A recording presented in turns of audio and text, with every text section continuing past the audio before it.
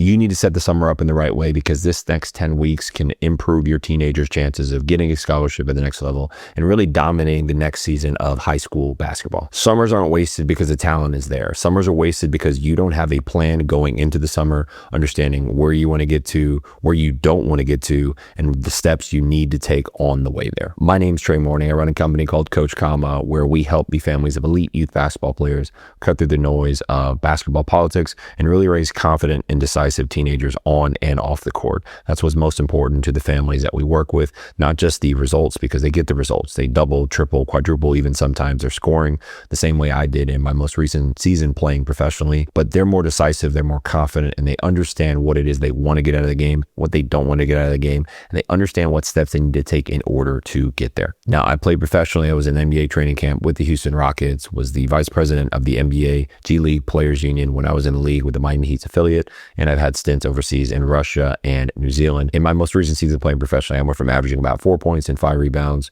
to 20 points and 9 rebounds. And that took about 30 days to change, believe it or not. A lot of it had to do with the mindset shifts and seeing my situation completely differently so I can go out there, dominate, and get it done. Aside from my own professional career, I've had the privilege of watching my dad, Alonzo Mourning, play 16 years in the NBA. He had a Hall of Fame career and did it through some really intense adversity, like overcoming a kidney transplant to come back and win an NBA championship. So I haven't only seen how players get to the top, I've seen how players navigate the top for extended periods of time. If you didn't know, the average NBA career is about 3 to 4 years, and my dad played 16 years in the league. There's a reason why, and I understand why he did it. Even though my career was 3 to 4 years, I chose to stop to do this and follow some other things that I really felt like God put on my heart. Now, I'm going to guide you through a really quick process and share 3 steps with you that you need to take in order to make sure you get the most out of this summer for your teenager. Now, there's a video on this channel where I'm sitting down with my dad, and him and I have a conversation about the varsity performance system. And we really talk about how important it is for players to have a plan. The varsity performance system is a program that I run with the families that I work with, and it's not for everybody, but I do just want to share with you that having a plan within that program is the first thing that we do with all of our players. Square one. Right? We need to know where it is that you're going to get to. And now I can almost guarantee you that your player hasn't heard some of the questions that I would ask them, because it's not about what you don't know. It's what you don't know that that could really trip you up or potentially make a difference in your life. It's those unknown unknowns. And you only get that information by being asked certain specific questions. I'm going to go through some of the frameworks today and some of the things that we teach the families inside the community to really open up their eyes to see their situation differently. The same way I saw my situation differently when I was averaging 4 points and 5 rebounds to averaging 20 points and 9 rebounds. My highlights are on this channel as well if you want to go through some of that stuff.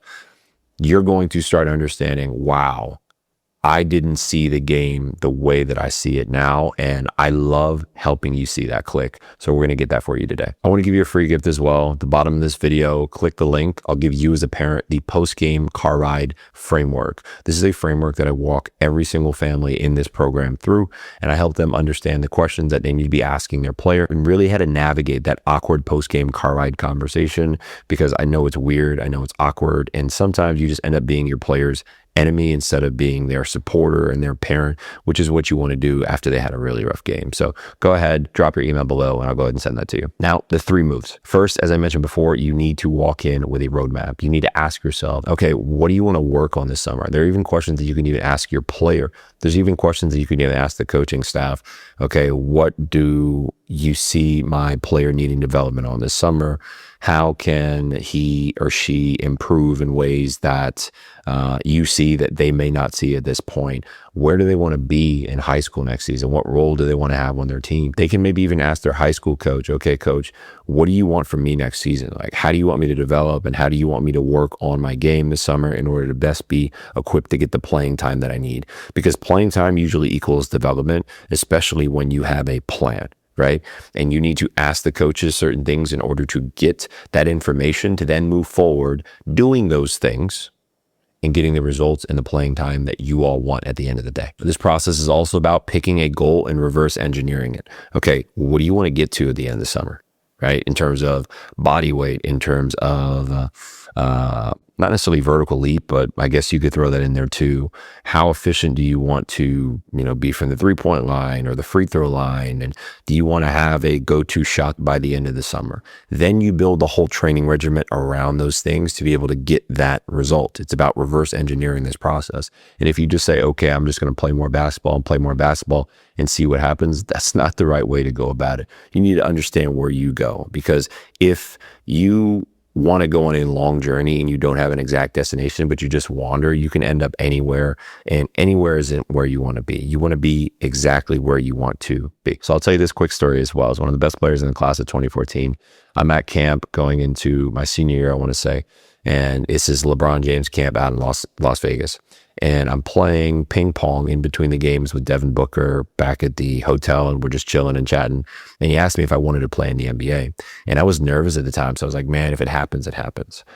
I would never say that now. Admit what it is that you want. The reason I didn't admit what I wanted that day is because I was afraid to admit the truth, and I was afraid to put it out there, my goals and my dreams and my aspirations and what it is that I wanted to achieve for myself. So do not be afraid to admit what it is that you want for your player. For you as a parent, do not be afraid to admit what it is that you want. And you need to push your player in order to be honest about what they want.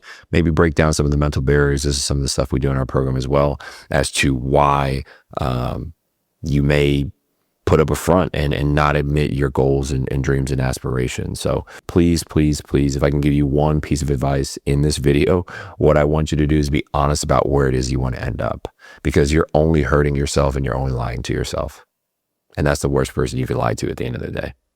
Again, if you haven't already, grab that parent guide at the bottom of this video. For you as parents, it's really going to be helpful. Just drop in your email and I'll send it to you. Now, next, I'm going to talk to the player. You need to play and go out and make reads this summer, right? This is not a summer about working on your bag and getting new moves. This is about making the right reads and working on the skills that allow you to make those right reads.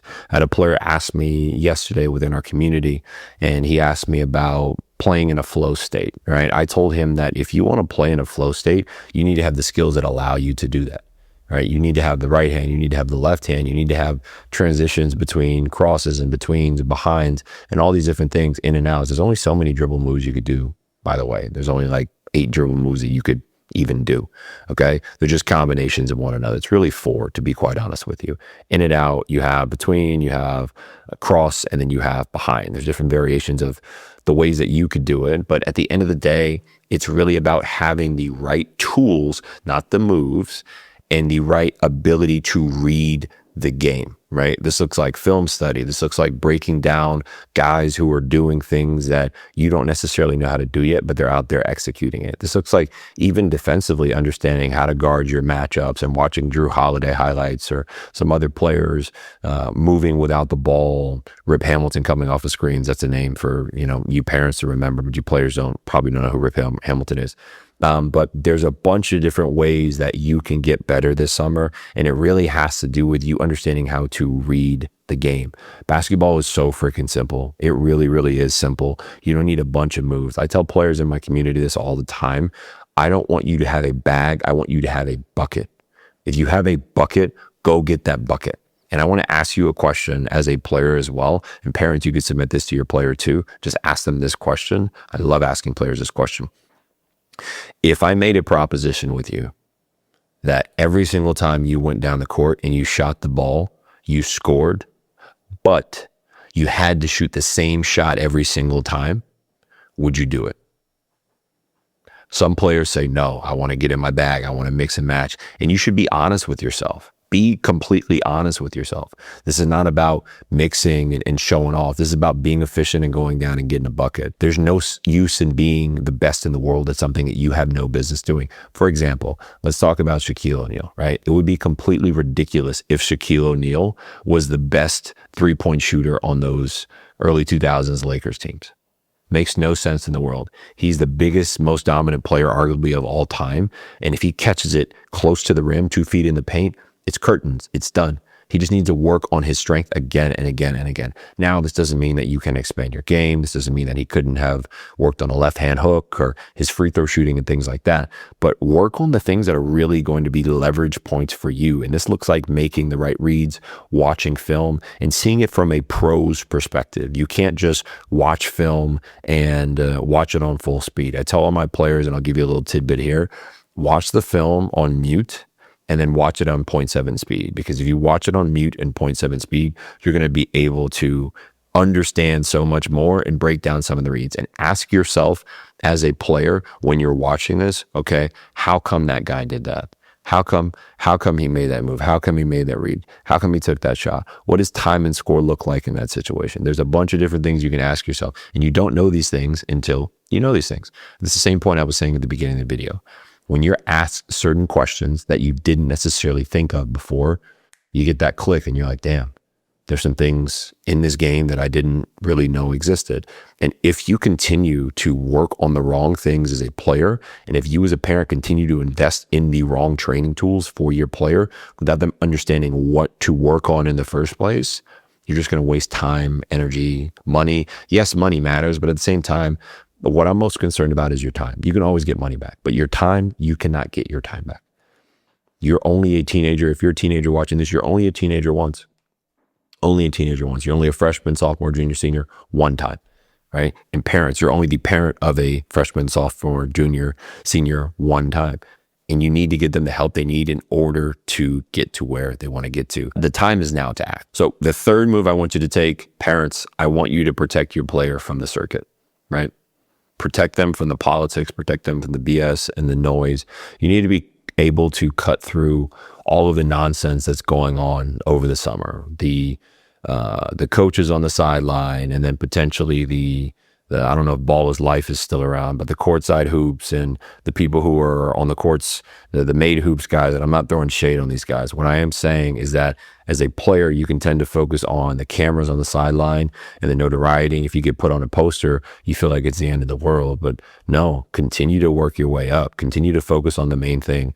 Because if you veer from your plan, you're not going to end up at your destination. And there's two different types of things that could really throw us off track. And I shared this with my players before, and I shared this on I think on Instagram not too long ago. You can be distracted by negative things, and you can be distracted by positive things. So those negative thoughts that swirl around your mind as a player, and those negative thoughts that swirl around your mind as a parent. What about this? What about that? What if we should do this and do that? And oh, it probably won't work out, and feel like we're wasting time. Those are negative thoughts, and those deter you from focusing on the plan. And then second, the shiny object, right? That new trainer, that new approach, that new this. Yes, potentially what you're listening to right now is a new approach for you. I'm not necessarily referring to that. I'm saying once you have a plan and you understand, and not just a plan that you make up, a plan that is proven, a plan that is honest and it makes sense, and that you poked a lot of holes in it. The questions that I ask my player in the program, that I ask my players in the program, they're really, really, really specific questions.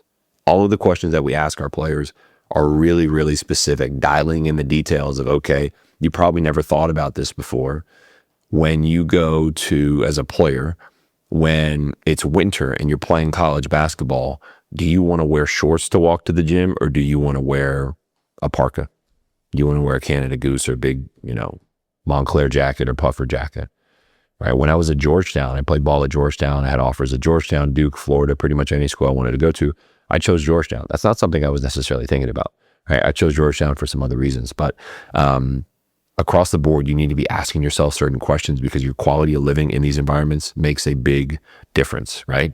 So on the path there, how much more is it important for you to ask questions about the AAU journey and what you're working on and how you're developing and all these different things? All these things are so important, and you all need to get a grasp of this and an understanding of how to move forward towards your goals in a clear, concise, and focused way, okay?